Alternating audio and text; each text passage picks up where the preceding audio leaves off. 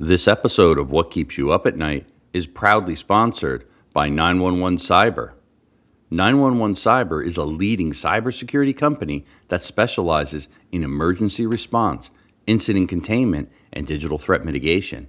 They help businesses and individuals protect their data, systems, and online assets from cyber attacks, ransomware, phishing, and other malicious threats.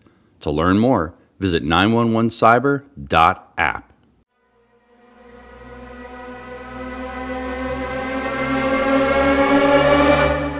My guest today is FC, aka Freakyclown.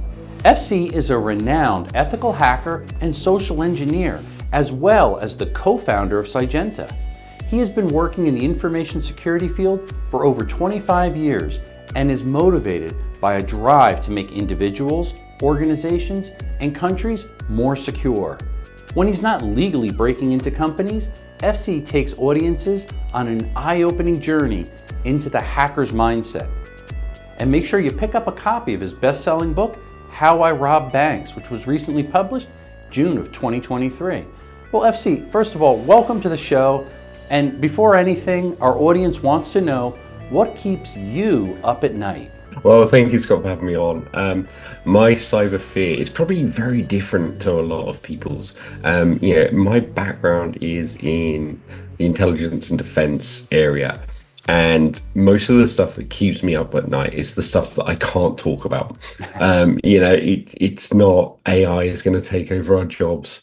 It's maybe the thing I can talk about that is probably the weirdest or sort of keeps me up. Doesn't really keep me up, but I worry about is the dumbing down of people in cybersecurity, right? Like, they rely so heavily now on AI to give them the answers for everything that kind of we're heading towards, it's either going to be Wall-E or Idiocracy. I don't know which one we're going to end towards as a society, but that worries me a little bit because people don't take the time to read through manuals. They don't take the time to read through books.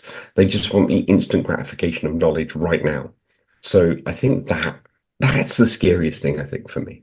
Yeah, and that's a really good point there because I think that's many people don't even think about that, which is fabulous. Now, let's talk a little bit about this, FC. You've helped thousands of banks and governments, even other organizations, kind of advance their security. So, in a sense, you legally break into banks and corporations for a living. So maybe you could help us a little bit. What's one of the most surprising or creative techniques that you've used that maybe completely catches someone off guard, such as your client?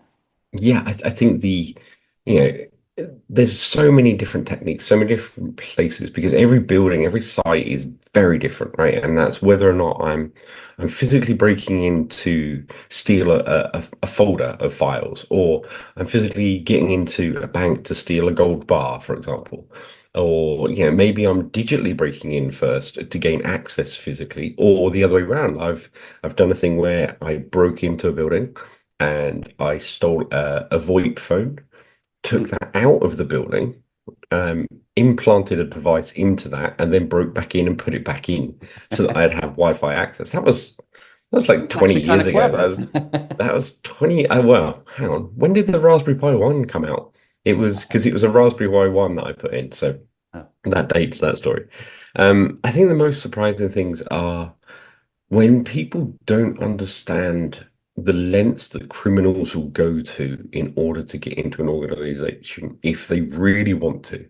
We have like sort of a scale that we work at as, which is like you have the nation state style APT, really elite hackers, the sort of the big players that we've all heard of, right? And then at the other end, you've got dumb criminals. And in the middle, you've kind of got the script kiddies that are just really dangerous because they know enough and they don't know the consequences. And then you've got organized criminal gangs in there as well. And they can cause a lot of damage. And it's those people that I think we don't really understand that when you get into the really hardcore criminals, that's where real damage can be done. Because when you do like a physical assessment, for example, I'm not allowed to use a hammer to smash a window. right? That's creating an issue for our clients. So we have to simulate as best we can what a criminal will do. And I think the uh, the one story I think that I'll tell you is the very first time I was allowed to kidnap someone as part of my job.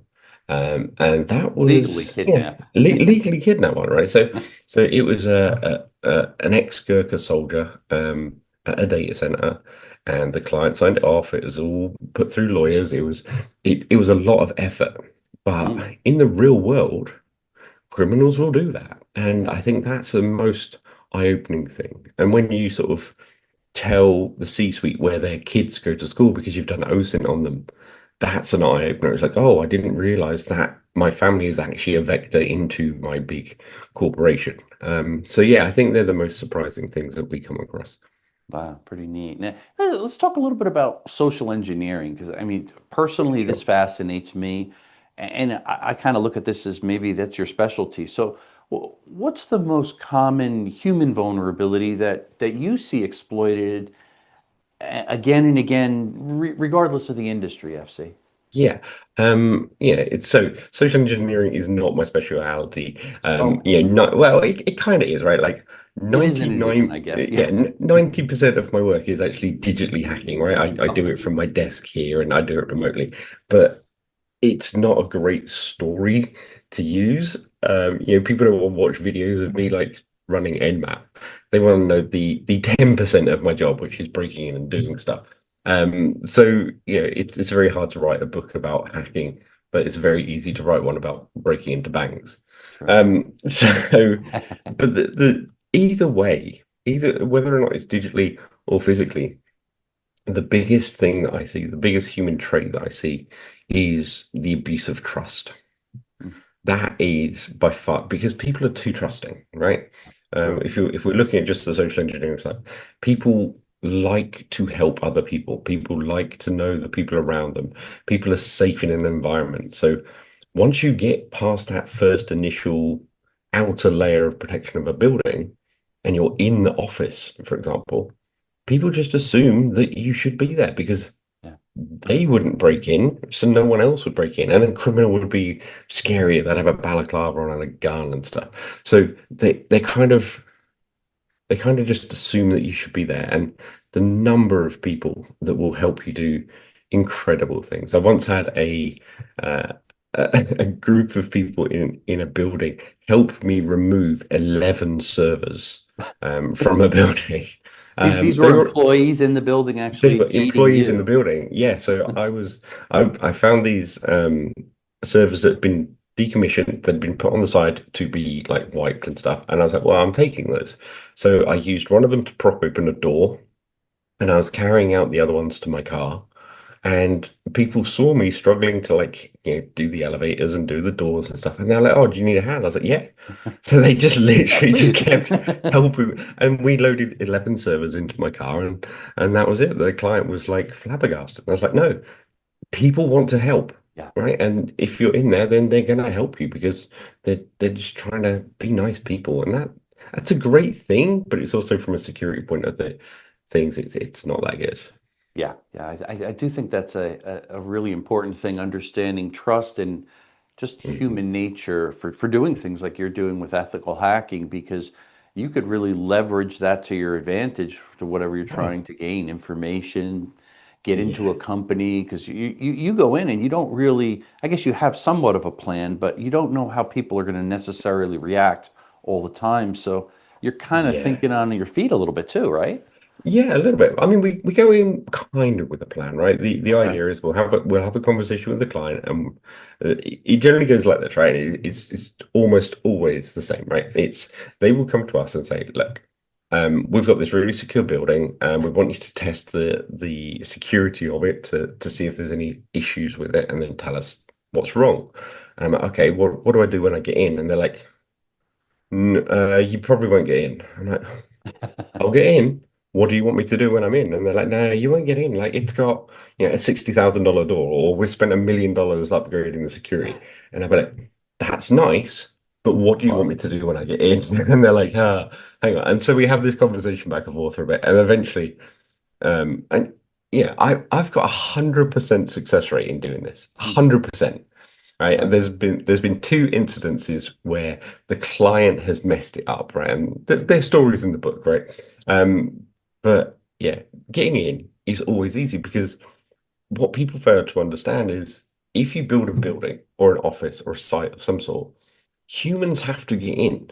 And if humans can get in, well, there's a flaw. You just impersonate one of the humans, or there'll be some other security issue, like the fence will be too short, or one of my favorites is seeing barbed wire facing the wrong way. It's like keeping people in rather than keeping people out. It's kind of odd. Whoops. Yeah, CCTV cameras are always in the wrong place. yeah. Pointing the Magnetic wrong way. locks are always on the wrong side of the door. So there's always flaws, always.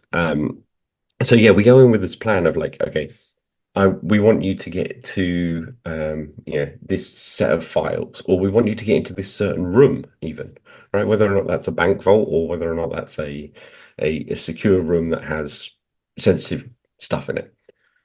So we have this like major goal, then we have like minor goals beyond that, and then it's like, okay, the idea really behind the whole thing, and I think this a lot of people don't understand this, is my job is to try and be caught, right? And that sounds really stupid, but what you want to do is find the security posture of your building, right?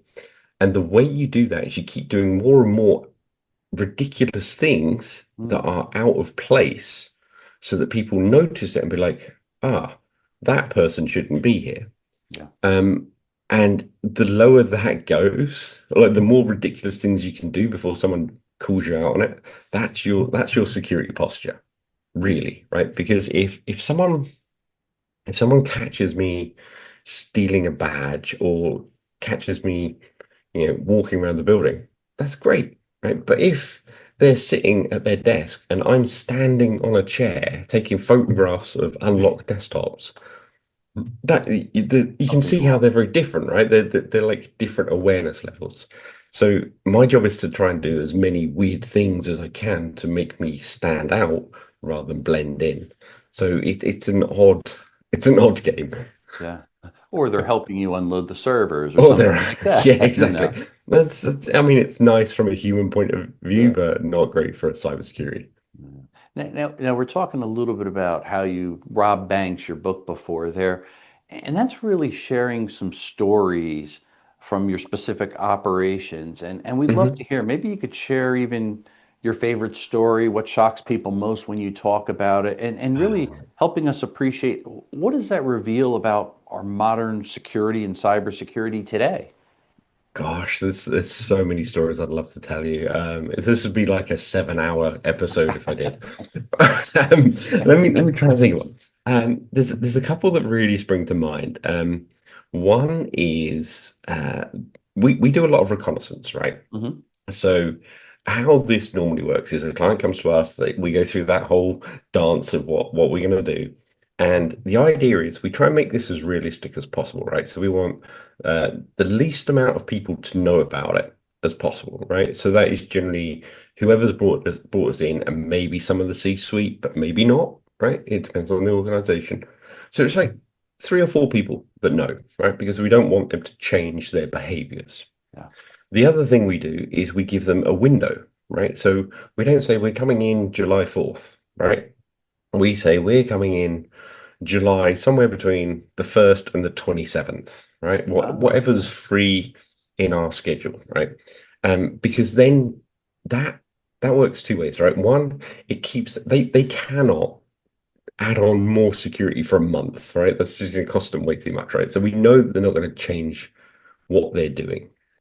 It also gives us a great opportunity of timing, right? So we'll do a week's worth of like reconnaissance on a mhm. building, for example. And then when we're there, we have the option of going in immediately or going away and making a plan, right? So there was one time where I was breaking into eight high street banks a week for Mm. this one client, right? And we did that for a couple of weeks. And every single one of them they wanted a different plan of action, a different way of doing it. So that took a lot of planning. But there's sometimes where you're sitting there, you're watching the building, you've maybe been there for like an hour, and some opportunity happens, and you're like, it's go time, and you just go in, because that's probably not going to happen again. Um, so there was this one time I was supposed to be doing a job for a government building in a European country, and I was in a different country at the time when it came around, and so I couldn't do the recon, and Google Maps didn't exist then, Street View didn't exist. So I had a friend in that country. He was in cybersecurity, right? Just normal hacker, not social engineering or physical stuff. Mhm. And so I phoned him up and I'm like, hey, can you go and look at this building? Right. And he's like, well, I don't know much about it. I'm like, I don't need really detailed things. I just need basics, right? Like how many doors can you see? Right? How many entrances and exits are there? I need to know, are there security guards around? Right? There probably is, so have a look for them. And then second thing, just count how many CCTV cameras you see. And he's like, okay, right, I can do that. That's cool. So he goes off the next day and he comes back to me and he phones me up and he's like, oh, it's going to be super easy for you. See, I saw like loads of entrances. I didn't see any security guards, which I found odd. But I was like, okay, he didn't see any. He's like, nope, none whatsoever, none on any of the doors. And I saw maybe a couple of CCTV cameras. And I'm like, that sounds unusual for a government building, but okay, you're there, I'm not. It's a different country. We'll figure it out. So I get over to the country during our little window, and I look at the building, and I'm like, this man, he I think he went to the wrong building or something, right? Because this this building, it was so secure. It had two entrances, one at the back, one at the front.